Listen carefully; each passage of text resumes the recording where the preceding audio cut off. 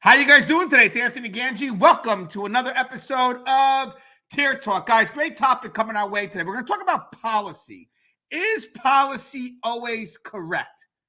Is there a danger of always following policy? And what is the difference between policy and procedure? That's also going to be part of the discussion. Now, we've discussed that in the past, but we do have another perspective we want to provide. And I think that's going to be a great moment to incorporate a little bit of a revisit for policy and procedure, the differences. Now, guys, I just want to give you my one sponsor right now, American Military University. Guys, if you're looking to seek higher education, get a degree, please check out American Military University. I know a lot of you guys have, and some of you guys actually have enrolled. That's great. That helps me, but that also shows support to this great college. They're very supportive of what we do in corrections, also very supportive of what we do here on Tier Talk. So, guys, please, if you get a chance, check out the school. We do need people getting their degrees so they can go back in the schools and teach from experience. So, again, it's a worthy investment. Also, guys, if you're looking for a career, NJDOC is hiring. So go check out njdoc.gov. Our officers are making about $100,000 a year base salary without overtime. But we're also not just looking for officers. We are looking for civilians. Again, so look at njdoc.gov. We are hiring. The good thing about our job, guys, is a state job, and it's a consistent job. It's a safe job. And what I mean by that is, unless you do something foolish, you're not going to lose it. Good benefits. So again, if you have a chance, please check it out. So here it is, and again, NJDOC. That's our officers. Look at that, guys. Police officers. We are senior correctional police officers here in Jersey, and other positions that we are hiring for. It's a good chance to make a difference. I also have my book, Inmate Manipulation Decoded. That is on the market. That's available right now on Amazon. Link to that is in the description. And then we also have Lessons Learned While Working in a Prison, My Journey from Officer to Administration. That's also available as we speak. That book is on the market on Amazon. Link to that is in the description. I'm finding out right now that some of the stuff that's in this book is being used in a lot of newsletters. I had an email yesterday that one of the training officers gave it to their assistant warden, and now they're pushing it or possibly pushing it through to one of their newsletters, just bits and pieces. They asked for my permission, of course. You could share a book, do whatever you want with it, as long as you pass a positive message. And a little bit of a surprise, too, before I get them on, because we're going to have two guests with us today, Joe and Russ. We're going to start putting a newsletter together. That's going to be our 2023 initiative. We're going to try to get this going. Each newsletter is going to probably come out monthly. And it's going to have like a context to it. Like the first month will be connection. When did you feel connected to this profession? They're just articles that are going to be written by some of us. And if you guys want to submit one, that would be great. We'll review it. And if it gets picked, we'll put it in. And then we'll share it out to all our different connections in the corrections profession. I'll hit up all the Facebook groups, LinkedIn, whatever. Joe and Russ will also work on hitting up the different training academies. So it's a good way to get the word out there. And again, just a good way to get our voices out there. So I'm looking forward to doing that. Each article should be around 800 words. And, I can't wait to, read what my people, us working together, Russ, Joe, Connie's going to be involved, William Young, a friend of mine, Pat Miller, possibly Sandy Hassan, another good friend of mine. And then if you guys want to submit one, that would be great as well. Because I would, outside of my normal group, I would also like to get one or two from the outside, but it has to relate to that theme. We're going to always have a theme. So this month, the theme is connection. So if you guys are interested, please, let me know what your idea is. Email me. Don't write the article yet, because, again, I want to make sure the idea is consistent with what we want to push. And then you can email me your suggestion at gangianthony@yahoo.com. That's gangianthony@yahoo.com. And if we agree, because I'll present it to us as a team, maybe you could be the one that's selected. I mean, that would be pretty cool. And that's something we're going to be doing monthly. So I think that's pretty spot on. So let's get Russ in. What's up, Russ? Anthony, how's it going, sir? Good. There's a pause between Anthony and how's it going. I'm not at my usual spot, and so I'm trying to figure out exactly how I fit in the frame here. But because my hands are out here and no one can see them, and I use my hands a little bit, even though I don't have a vowel on the end of my name. Yeah, well, you're usually standing too. Yeah, so it's a little different tonight. All right. Well, hey, Russ, you mind introducing yourself to our audience? Sure. My name's Russ Hamilton. I'm a former and retired sergeant from California Department of Corrections and Rehabilitation. I have also done work as a senior juvenile correctional officer for a local detention facility near my home. And I currently work for a private company where we do case management for a local probation department and a local county jail, where I am the jail case manager. Yes. And Russ now lives by the phrase, I believe it's on his shirt, everyone is worth saving. Wait, wait. Especially me. And hey, Russ, Housekeepers of Chaos on Facebook going? So Keepers is doing really good. We've had a real influx of people lately. I don't know quite what to attribute that to, except that I think people are really recognizing that we are kind of the more no nonsense type of forum out there. Not that we don't have fun, and not that we don't post some things that are humorous, but humor and things like that aren't our focus. Our focus is helping people to thrive in this profession, and to be able to learn something about it, and to be able to be safer out there, and just gain good knowledge and see great content. Yes, and your community is growing, which is awesome. And guys, if you guys are watching this video, guys, please share, engage. That really does help us in the algorithm, because it'll be great to also make sure our message gets put out there to a bigger audience. So if there's something here that you resonate with, comment. That's another good thing. But share, that's very important to us. I mean, our video is used for training all across the country, which is great.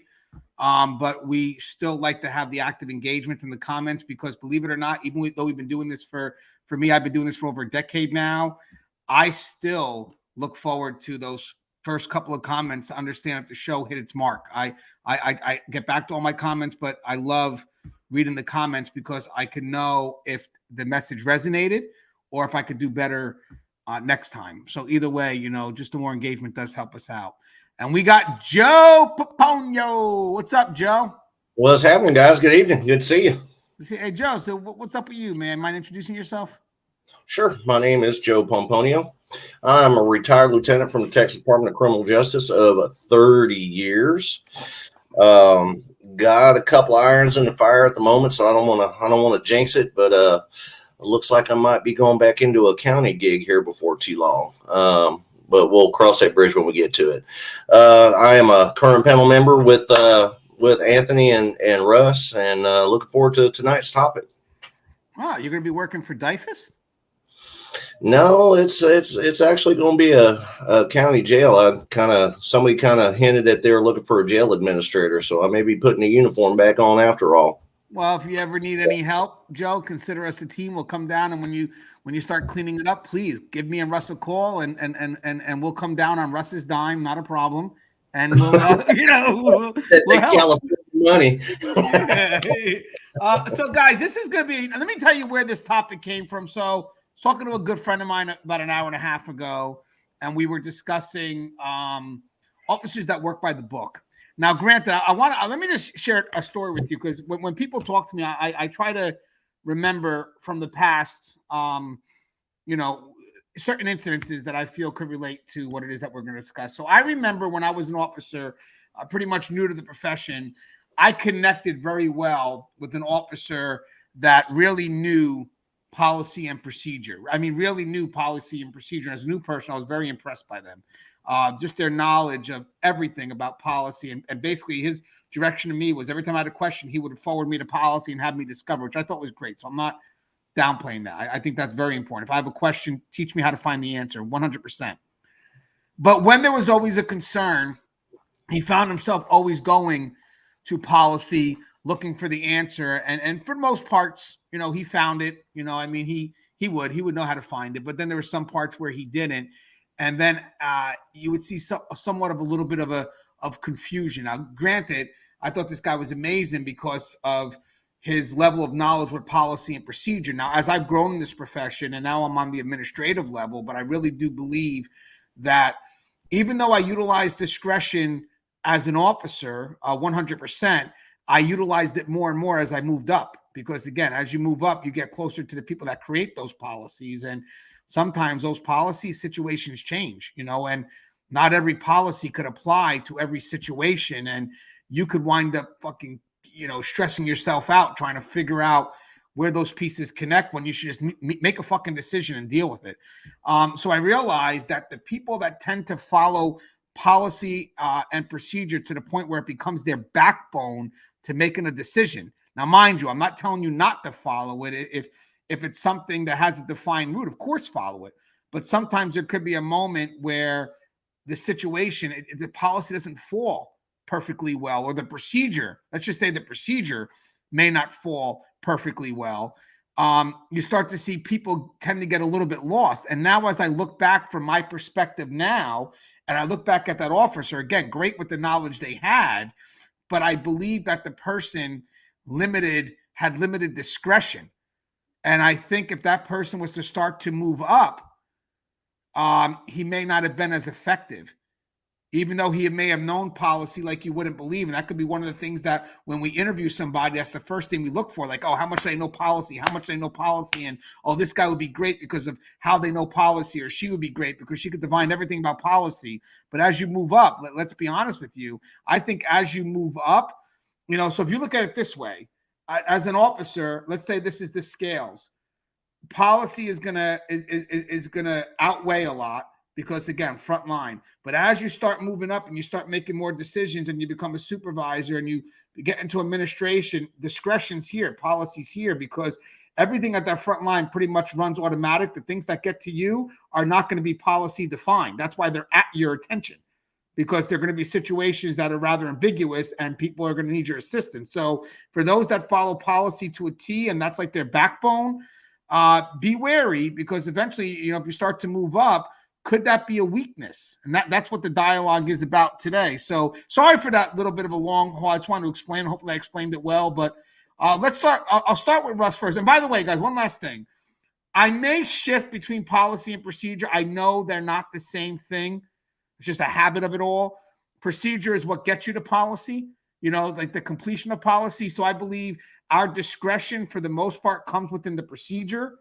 As long as the policy meets what it's supposed to meet. Like if I have a policy that says we got to have visits today, and then let's say something happens where there's a shift in procedure, that doesn't mean I'm violating policy if I give a visit. It just means I may have had to make an adjustment in the procedure to make that visit occur. But having said that, I mean, we have a whole show on that. So please check it out, the difference between policy and procedure. But Russ, have you ever dealt with somebody that was so by the book that maybe at first you were very impressed because the knowledge is wow. I mean, to be by the book, to have that level of knowledge, but then maybe as you develop more in your career, maybe you could have saw a weakness in that person as well?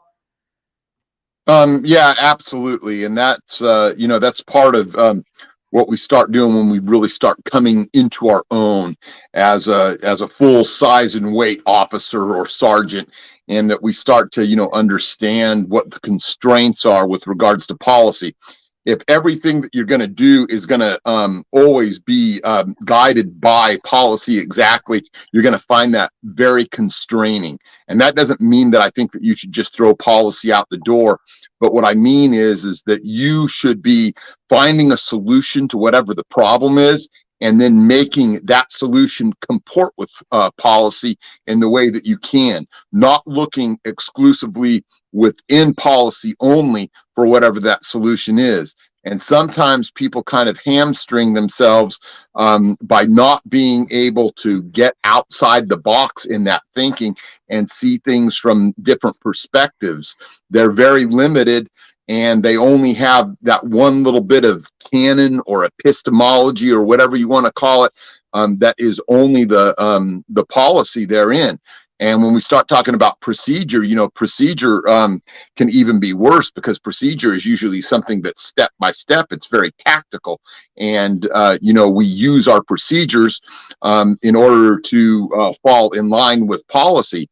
But if there's nothing outside that, if we don't ever allow ourselves to be innovative and to be creative, we're going to actually handicap ourselves, because then it becomes sort of a self-imposed complacency, because we can't see the things that might make us safer, the things that might make us better, the things that might make us more efficient. And we've just kind of abandoned ourselves to just nothing but a book.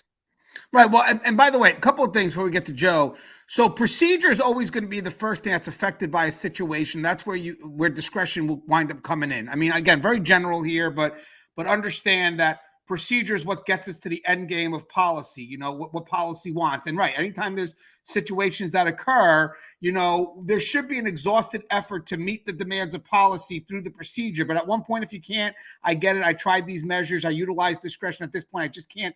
The situation's so unique. I just can't meet the needs of this procedure to get to that policy. So at that point there, it is what it is. But you mentioned something I want to get at. Maybe Joe could also comment after you, Russ. But we train our people right off the bat that whenever there's a concern, they go to policy first.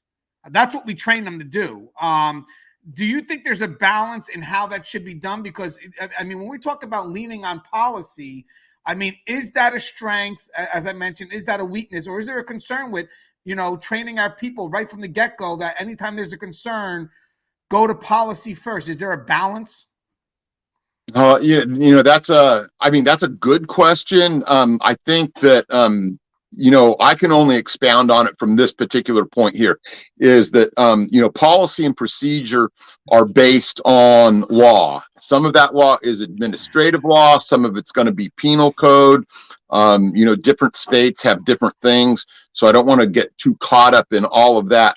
But then, you know, beyond just, you know, the penal code or administrative law, you know, we also have case law that's handed down to us by, you know, state Supreme Courts and the Supreme Court of the United States. And so we have to make all of these things comport and fall in line together. While we're doing that, it's easy, especially when you're at the bottom, when you're in the trenches, to only be able to see what's going on with respect to policy and procedure and not to be thinking about the penal code, because even though we all fall under that with regards to, you know, being law enforcement, sometimes we just get caught up in the stuff that's really close to our nose. We can't see the forest for the trees. And so we forget about those other things like the penal code, administrative law, Supreme Court decisions, state Supreme Court decisions, and that kind of thing. And I think it's just, you know, sometimes maybe administration just does view us as just knuckle draggers. And so I think sometimes people don't get the training and insight that they need to be able to be more innovative and creative and find ways to be able to, you know, absolutely function in an environment like that. And Joe, would you like to add on to any of that, Joe? Because I wanted to see if I can get that question to both of you. Yeah, I mean, you know, when it comes to, I think it's a definite that we need to teach everybody the policies. You know, the procedures differ from facility to facility, but the policies is what gives us the discretionary measures of making decisions to stay within the guidelines of that policy. And I think everybody should know the policies as a fallback, you know, but as you move up in the ranks, knowing policy is one thing, being able to apply the policy is something different. You've got to be able to make a decision. That's good. You know, just because you know policy does not make you a good supervisor. Yes, it makes you book smart. And I've seen, you know, I had a captain one time that, you know, was policy smart, just wasn't good at applying it. You know, if the policies are there as a foundation, you know, and as your walls go up, you have your scenarios and you have your supervisors who have to make the decisions based on those policies. And, you know, you have to be able to, you know, I mean, shoot from the hip. I mean, as long as you're within those guidelines, you know, everybody's decisions and outcomes may be different, but we're all following the same policy. You know, example, use of forces. There's no two uses of forces that are the same. Unless you're in a high security setting and you're doing force cell moves day in and day out, even those change. Weapons get involved, you know, accidents happen, people get hurt, things we don't account for, you know, but even still, while you're in the heat of the moment, you still got to be able to make a decision in correlation with the policy. You can't just you just can't rely on the policy because there's so many variables that happen with each incident that the policies don't cover, and that's where the oh shit factor kicks in, and that's where your real leaders kind of step up and okay, this is what we're going to do. We're going to and you guide those folks to the finish line and still be able to follow policy. Yeah, and you want to know something that's unique. So as I moved up, being in corrections now for 20 years, administration now 8 years, worked in 4 different prisons. I noticed that there are a lot of things that through my experience have become common sense. Again, only because of through my experience. I mean, I tend to look at policy sometimes when it's like a time frame for something, like how long do I got to get back to this inmate? What's the time frame on that? Or if I have inmates in lock, can they specifically have this item? What can they specifically have? Because again, I'm not. If I was an officer on the front line, I would probably be more familiar with what they're allowed to have every day. But as administrative level, I have those answers next to me. But again, I'm not doing it every day. I don't have it memorized, but I could quickly recall it. A lot of it does come from doing it every day. And in the course of my 20 years, it's changed a lot. So, if I look back at what they were allowed to have 20 years ago, that's great. I remember. But trust and believe they're allowed to have a little bit more. Now, with that said, when I make the common sense decision, because I do feel that I developed a good foundation through experience, through insightful learning, that I'm filtering my common sense through what I feel is expected from the perspective of what the agency expects. So having said that, sometimes when I tell people, hey guys, I know you constantly want to go to policy to see what's needed, but you've been doing this for 20 years. This decision was more of a common sense decision. And then I'm thinking like, well, I don't know what type of experiences, how they view the job. I mean, all these things that could affect how they filter what that common sense is. So I know sometimes people will say, well, just use your common sense. I don't think common sense is the same for everyone. I think as it gets filtered, there's a different perspective on what that common sense is. I think for me, I have a level of experiences. I got a true understanding of what the agency wants at the end result. So common sense will always lead me towards that as an end result. But for some people, if they don't have that knowledge or they see things differently, their common sense could be on the extreme. I'd like to get Russ's opinion, but Joe will go first and then Russ. I'd like to get both opinions, but I want to make sure I get Joe's and then Russ. I'm going to kind of split the order here. But Joe, what's your thoughts on the use of common sense when people say, well, why couldn't they just use common sense? Yeah, the common sense, there's no two alike. I can definitely attest to that. I've had those kind of officers under my direction. I've had them officers that can incite a riot on a general pop dorm over a T-shirt. And with this officer in particular, he was the one that followed that policy line to a T straight. There was no gray area on either side for common sense. His common sense was, if it's in black and white, that's what I'm going to do. And, he could piss off a dorm or a cell block in a heartbeat over a T-shirt. That was his pet peeve. T-shirts that were hanging up after they were supposed to be. So, instead of using the verbal intervention and saying, hey, it's over, get it down, he would confiscate it. And, 30 T-shirts later, I got a dorm going off behind T-shirts. But, I can't fault him because he's following policy. He's in the right, And then you have the other officer that uses a different style of common sense, the kind of common sense that doesn't bring undue, duress onto them or stress or anything like that, that would just walk by and say, hey, get that shit down, and be done with it. So common sense in when you're applying it to policy, yeah, there's no two alike. Everybody has their own values on common sense.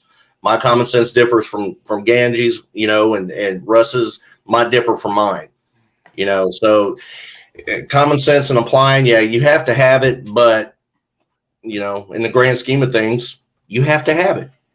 Yeah. And what's funny, Russ, I remember, I mean, this person, when I was chatting with her today, made me think of just so many things. And I was like, I got to call Russ. I got to call Joe.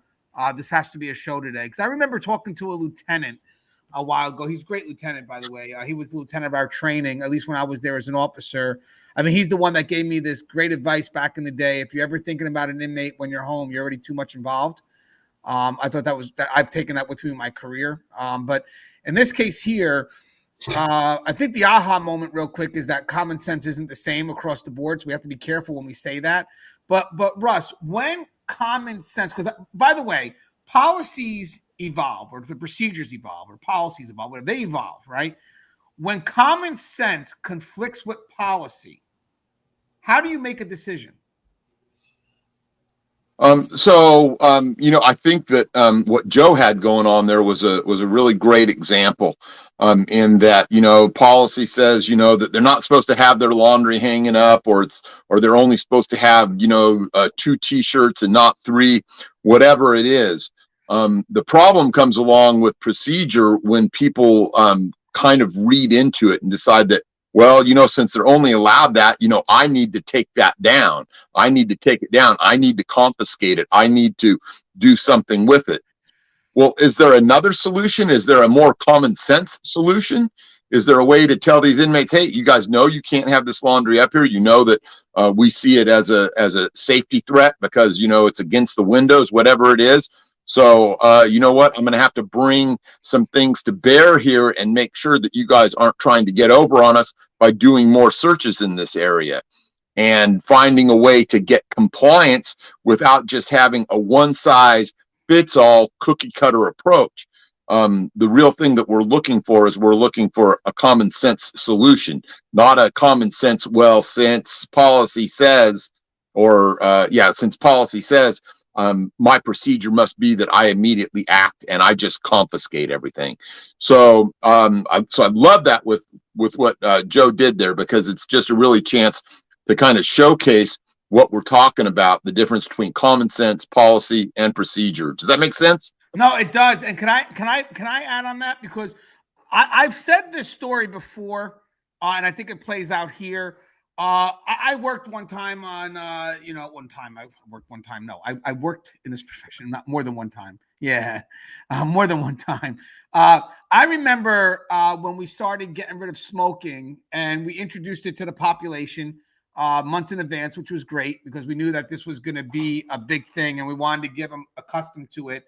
And then I think after a couple of months, we started implementing the 0 tolerance for the cigarettes. I remember us being very limited manpower. I was on 3rd shift, and there was a bunch of inmates that were smoking in the back of an open dorm. When I was working at a maximum security facility, it was our lower level inmates, but they were still maximum security, but they were GP and they lived in a dorm. And I remember one of the supervisors telling me, "Hey, can you see them smoking?" Again, obviously, that's a violation of policy at this point. Can you go ahead and grab those cigarettes and write them up? Now, mind you, I have no backup right now. They're out on trips. I'm limited. And technically, policy, yeah, he's right.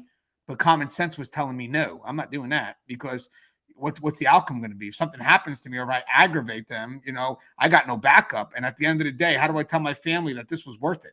Like taking, pick and choose. So I think if I could give advice here, and I would love your thoughts on this, maybe this can help out our supervisors from what I'm getting here. And I'll start with Russ first and then Joe. I think when it comes to a conflict between common sense and policy, maybe the decision is made based on what the consequences are going to be.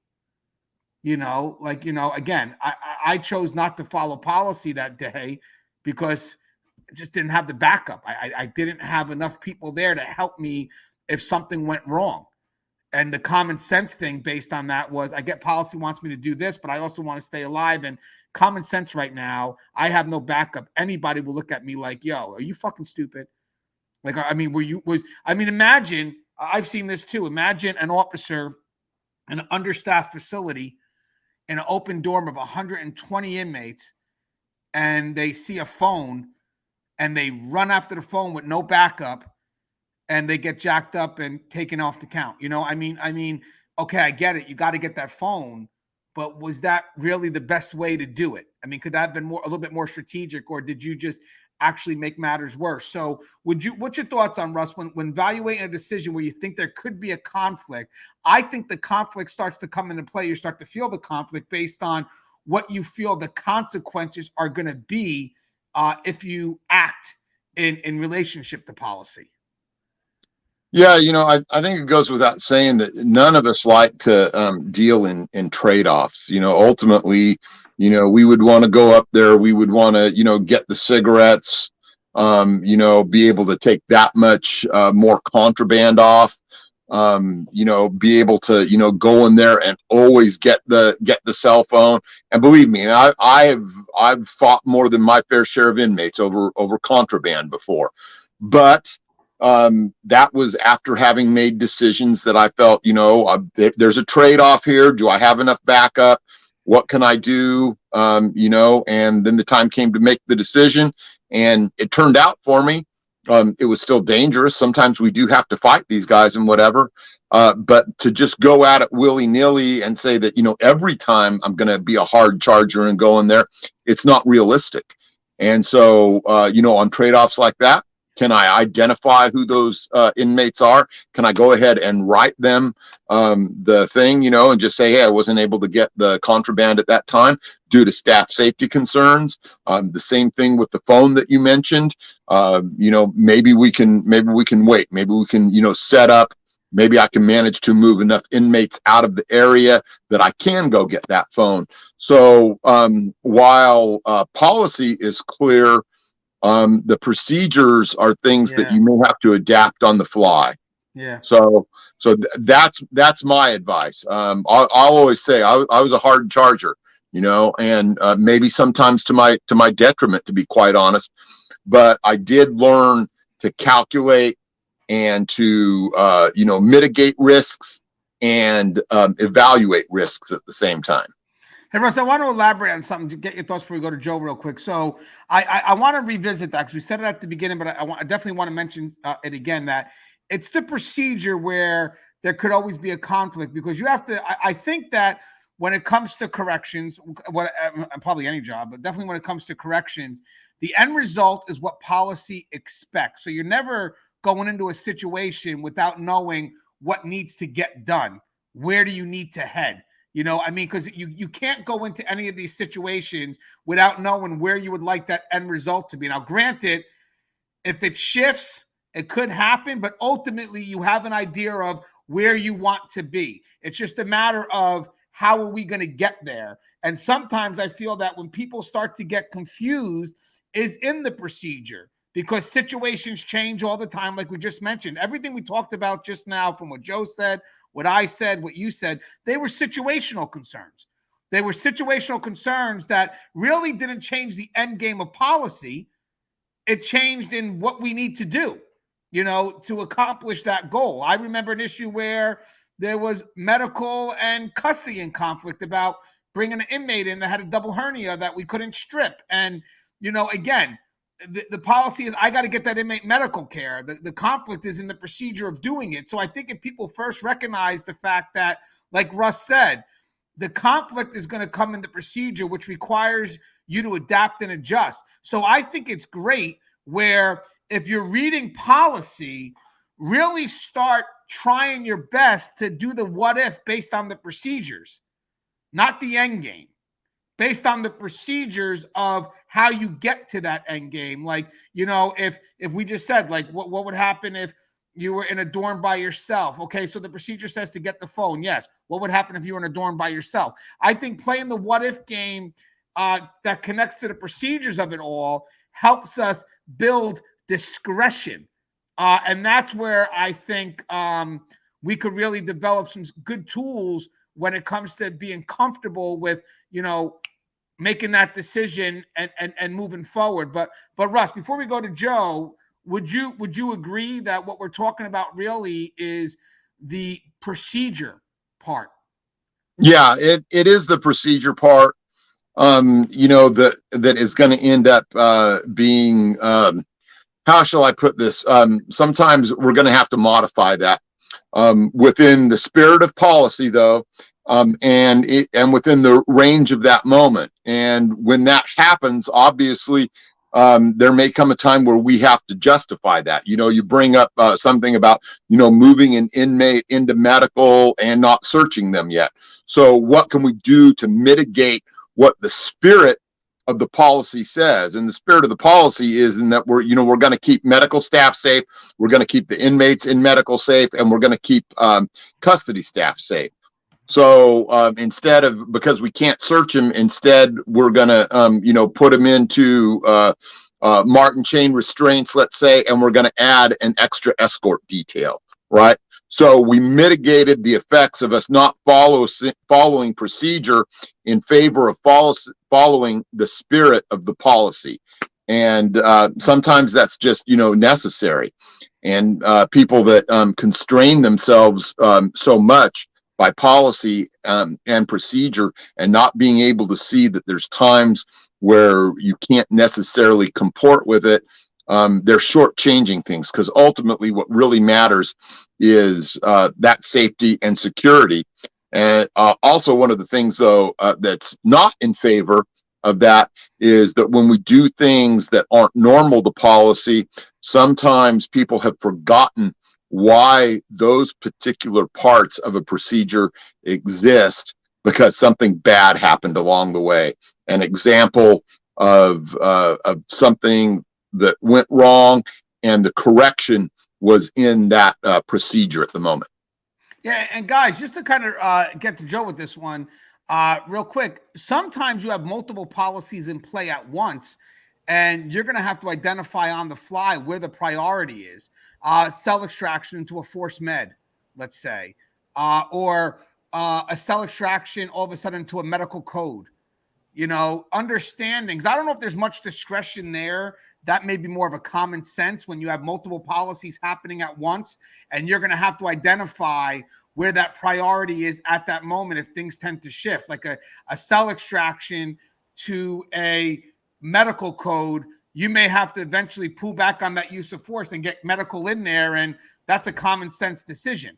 But if someone says, no, we got to still follow through because we only started the cell extraction and we got to get them restrained. Hold on, guys. The guy's not responding right now. So we may have to do something to get medical in right away and, make these decisions. But I think a lot of it could also happen when you have multiple policies in play, and you are going to be judged by what that decision is when you make a choice of where that priority is. And for me, that's always going to be based on the preservation of life, staff and inmate. And I did it in that order, because if you don't preserve staff life, you can't help the inmate. But having said that, that's always, for me, every time I filtered a common sense decision, it's going to always have in the background preservation of life. But Joe, battling multiple policies at once and having to make a decision of where the priority plays out, what's good advice when you have to make that decision that, I'm going to have to start switching to this one right now because at this point, this is taking precedence. How would you filter those decisions? Yeah, I mean, like we were talking before, use of force on cell extractions. No two are ever the same, and sometimes multiple variables come into play, and, you got to, at some point, you have to shift. You go, the one thing that should always be at the forefront is staff safety. What decision am I going to make that's going to minimize any kind of harm to my staff? That should be the first decision, no matter what incident's going on. You got to think about staff safety first, because like you said, if your people are hurt, you're no good to the inmate, and, they're no good for you. But, you got to be able to determine when, saying we're using the cell extraction into a medical code as an example. If you're having the use of force and all of a sudden this guy goes unresponsive, and that there's a chance that medical may have to shock him, obviously we're not going to put metal restraints on him. So, the mind's going, okay, let me get some plastic restraints, and at least, in case he's playing possum, at least I know he's restrained and they can still shock him if they need to with an AED. You got to be able to make those decisions on the fly. You have to. There's, when it comes to use of force, you may have 3-4 different policies in play at the same time. You're in an ad-seg environment, you have an ad-seg plan. You're having the use of force, you have a use of force plan and policy. He's a maximum security offender. So you have a maximum security offender policy, on top of everything else medical. So, the biggest thing, is to make sure that your staff are doing it safely and that you're minimizing any risk of harm to them or you. The one thing I can say about Texas is their policies are so generalized because we're not licensed peace officers here that you literally have a dozen avenues that you can take and get the same end result. Cell phones, for example. All the units have cameras now, and I was the biggest advocate against these things. The biggest. I hated it. I was old school in my ways. I didn't need Big Brother watching me while I did my job. I hated it. But thanks to these cameras, I don't have to physically catch you with the phone, nor do I have to physically go after you with the phone. If I have you on video using that phone, it's still a felony in the state of Texas. Or if I catch you with any part of a phone, a SIM card, a phone charger, a plug, I can still charge you with a felony possession. So, there's more than one way to skin a cat, and you don't necessarily have to have your Superman outfit on to go do it. There's tobacco products, that's, we all kind of went through that growing pain when we outlawed tobacco in the penitentiaries. But, you literally have to think about, if I'm forcing Gangi, who's working at dorm, to go get that phone, my first priority is how can I skin this cat and not get Gangi burnt at the same time or jacked up? That should be my first priority. Everything else, man, there's a ton of ways to achieve the same goal. No matter how many policies are in play, you can literally use the policies against each other to achieve that goal if you're smart enough. See, and what's unique about what you're saying, Joe, is what's unique about it is that you never know where someone's filtering that common sense decision from. That's the only problem, and that's where we could work on cultivating whatever those expectations are. I think that's key, because at the end of the day, yes, I get policy and procedure, you get an understanding, a good foundation, but you also need to know when it comes to employing discretion or common sense decision, what is it that the agency expects? I mean, that's key. I mean, I know, like, for us, or just in general, you could have an inmate that's medical concern. They're not in their right frame of mind. They're acting out, and you do a cell extraction to put them in a forced med. Now, the cell extraction requires a strip, but the guy's acting crazy.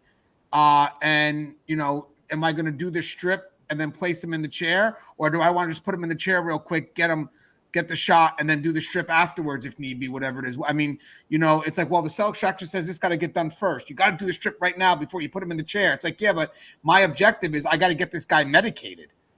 So I get we did the cell extraction, but the cell extraction was an effort to get the guy medicated. So at that point, the VPRC placement to me is paramount, because I'm looking to get him medicated. But I love what you and Russ said about, yeah, we may not have stripped him right away, but I had an extra officer there. I had the guy restrained. I mean, he was very limited in what he could do. But mind you, we only did the cell extraction because the inmate wasn't in his right frame of mind. And our main objective was to get him medicated. So I think the hard part of it all is to understand when someone's making that common sense decision is to go back and ask them, where did you make that from? I'm very curious why you chose that route, because I would have chose this. Hey, Joe, anything you'd like to say? Well, Russ, do you have any, before we get our closing thoughts, any comments on what we just discussed before we wrap it up? So no, I think this is, a really good topic. This comes back into, what I like to talk about a lot, which is, how we make the decisions that we make and why we are making them, and how oftentimes, we can be short-sighted and, completely inside the box if we're not careful, and we can really miss out on the chances to really further the profession. Maybe that sounds a little bit grandiose, but at the very least, we can often, further our position within an incident if we're willing to, try and not be so encumbered by just policy and procedure at that moment in time. I remember someone sending me a report a few years back. I'll see if I can find it. It's an older email, but the person was getting in trouble. Something did happen to the inmate during an extraction, and the person did get in trouble because through the report, the inmate was unconscious. Something happened. They failed to get medical right away, and the guy's excuse was safety of the officer, safety of the officer, safety of staff, safety of staff. And someone turned around and said, hey, never once did you put safety of the inmate in there. So you never know who's going to look at it and who's going to take that and twist it. You got to be able to word that shit correctly. Hey, I needed to make sure staff was good so I can get to the inmate. But never once. That will help.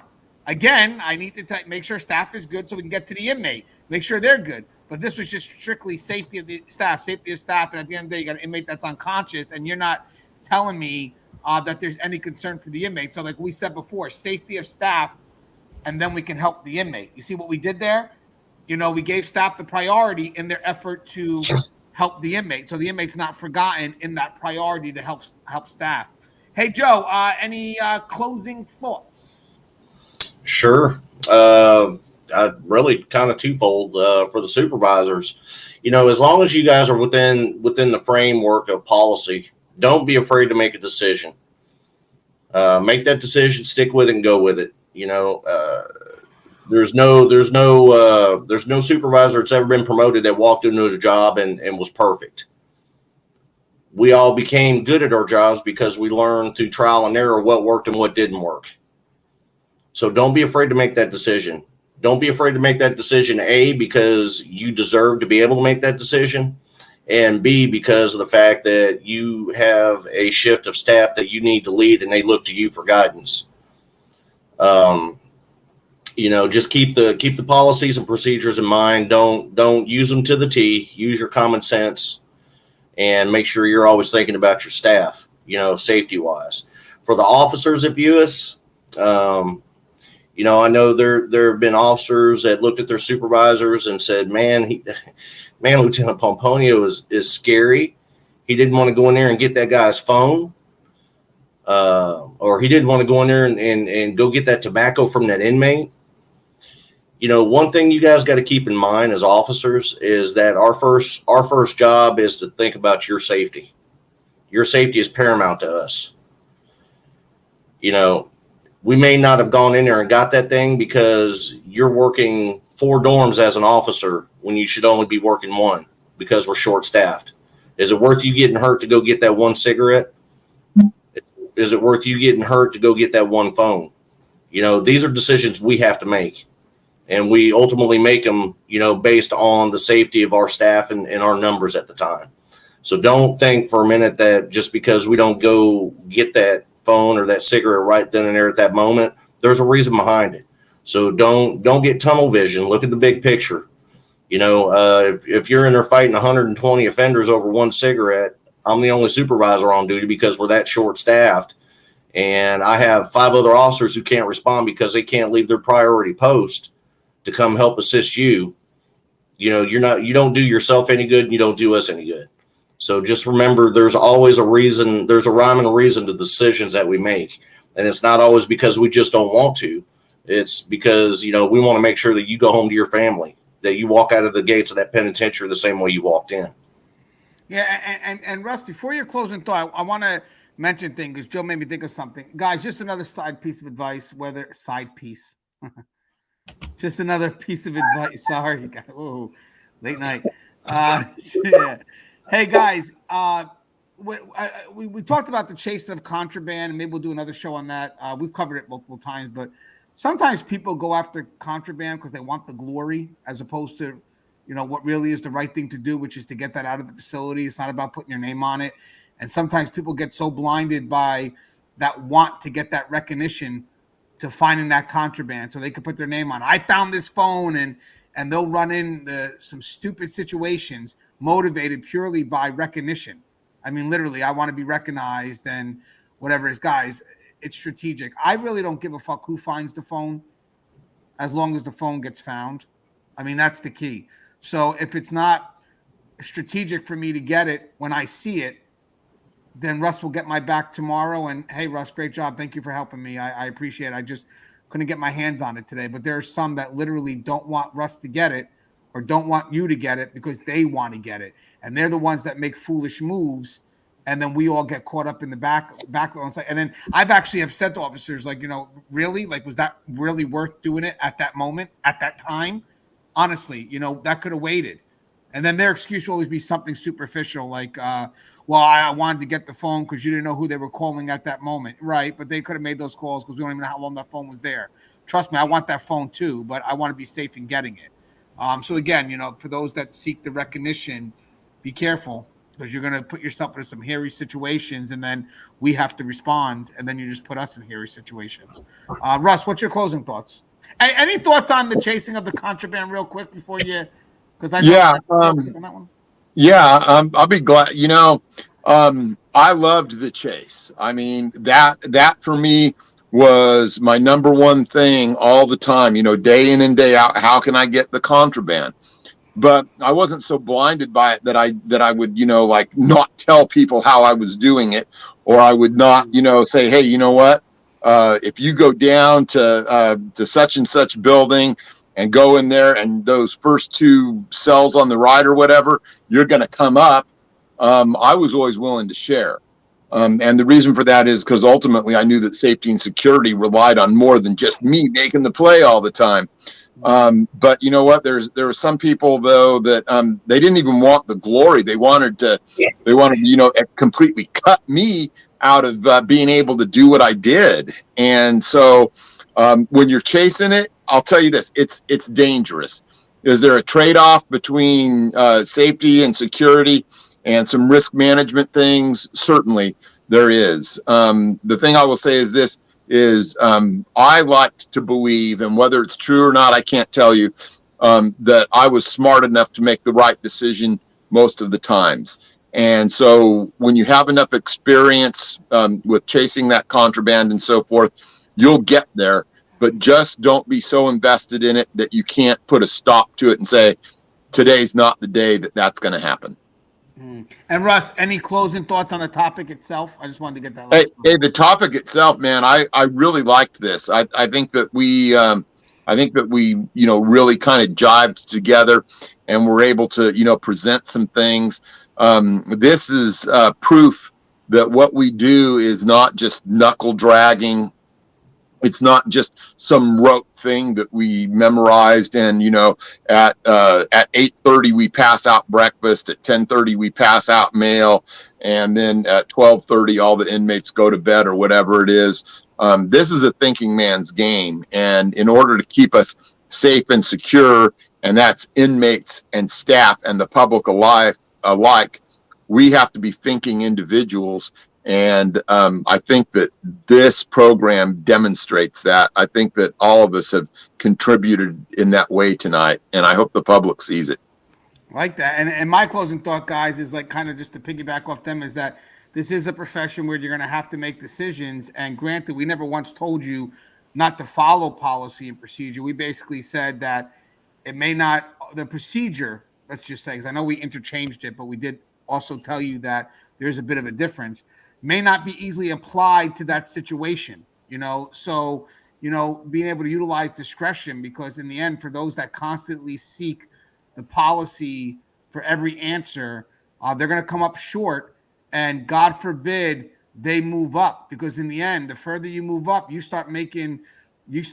become the person that writes the policies and procedures, so, there's some points where it's like, okay, you better have discretion, because as I said, as you move up, you wind up utilizing discretion a lot more than policy and procedure, because you're making decisions on the fly.